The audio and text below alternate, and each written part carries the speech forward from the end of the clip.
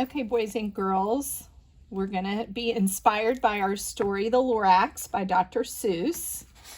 And so if you will gather these materials from the envelope that we had provided, because this is what you will need for this activity. I'm going to go ahead and put the green piece of paper, which is our background sheet, out first. And then, oh, I see two little eyes for our Lorax. The words that he says, which is, I speak for the trees. Oh, I know you know what this is. A truffle tree. His fine mustache, his body, and his arms and legs.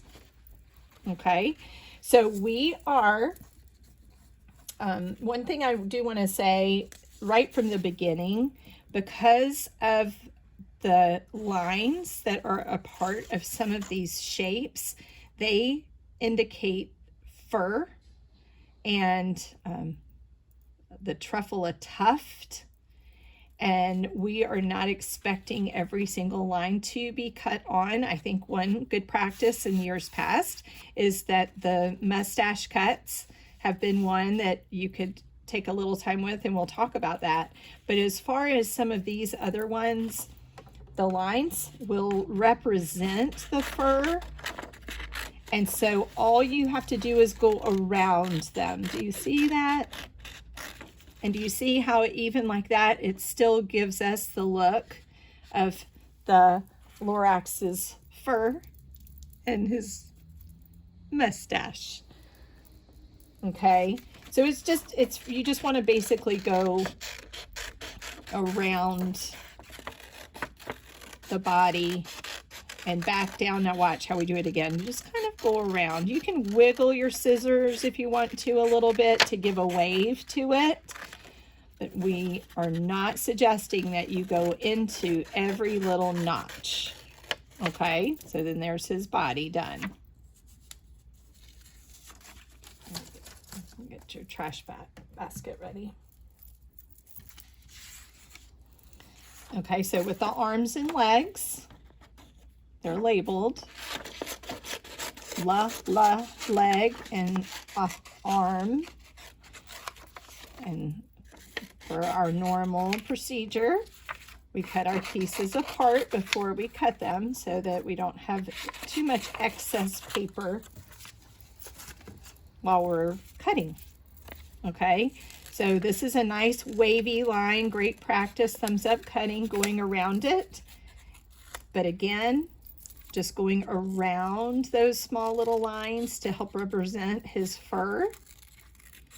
If you want to do some more details in your cutting, feel free, okay? But this is, the expectation is that you're just gonna go around the fur like that. So that's one little leg. And here's leg number 2. So I'm gonna go around again and go around those little lines, because they will still look like fur even if you don't cut into the little parts. Okay. This one you can flip around like that. You can invert it. So you don't even see the lines at all on that one. And then here's his arm. He's gonna speak for the trees. Okay, so there's one arm.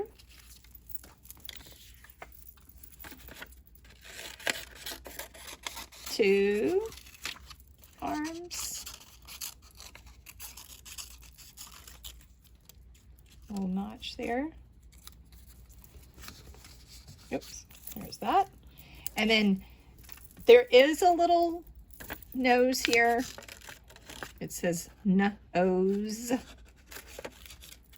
You can use this one, or you can make or draw your own. I'll put it with the eyes for now. Okay, now the challenge is the mustache. This is the one we're going to challenge you to spend some time on. Zigzag cutting is a great practice for your scissor skills. So if you want to do this easier cut first and get rid of that extra paper, now you're going to go in and out, and you let go and start again. In, turn, out. If you want to get rid of that, you can. Some students like to go up to the point and then turn their scissors and go, and that way it gets rid of that center part. And even if it doesn't go right on the line, it's okay, because it's going to look like a mustache, because either way, even if it's not right on the line, it's going to look jagged. It's going to look like the fur that the Dr. Seuss designed this creature in his imagination. And so there's really, as long as you do something that represents this big bushy mustache that he is known for, these whiskers, he's very recognizable because of these whiskers. Okay. You can even just give it a little tug. Oh, see? And you just clean up your area.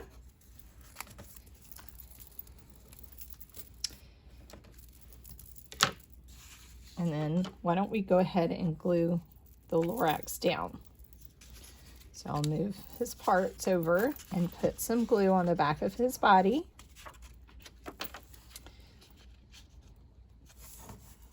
And then on his legs.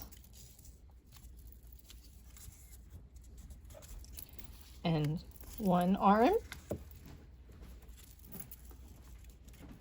And the second arm.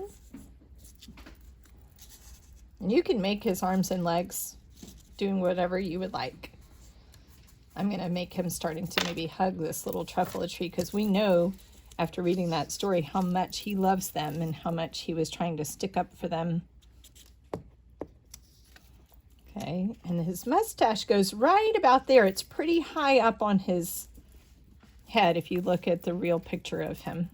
Okay, and so now you're going to add, you have some little sticker eyes, which are easy and fun to add. The little nose, if you want to use this nose, you can use any one you want. You can even draw some extra eyelashes. He's known for big bushy eyebrows and lashes, so you feel free to use a marker and do that. But this is his speech bubble. This is what he is saying. He is saying, I speak for the trees.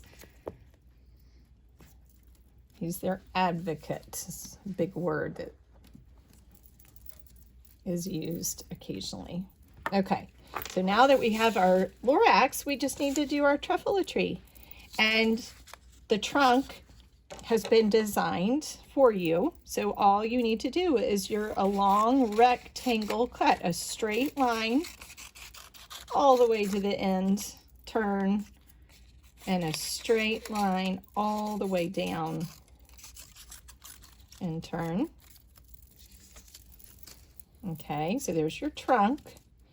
And then back to what we said, the first goal is to go one nice big circle.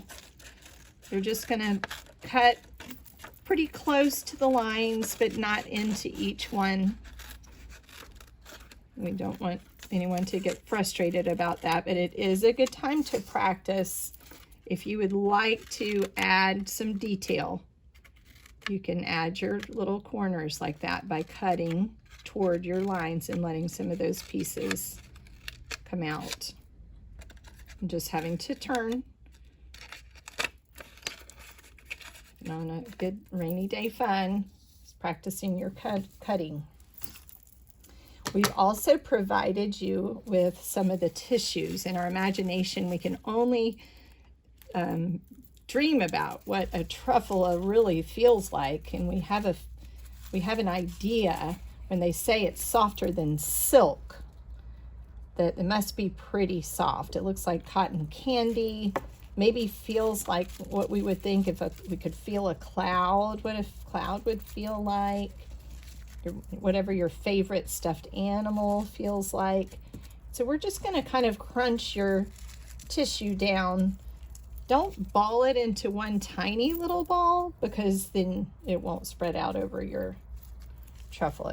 We're just kind of reminding ourselves. You can move it around a little bit. We're reminding ourselves what it probably feels like. And if you have more tissue at your house, feel free to get some, and you could even change the color of it if you want to, because remember, all those colors of the truffula trees, there's so many. So feel free to make your own tree.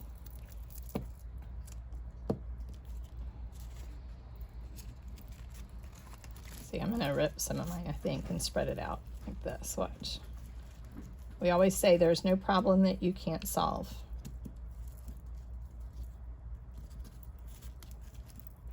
That way it kind of goes all over.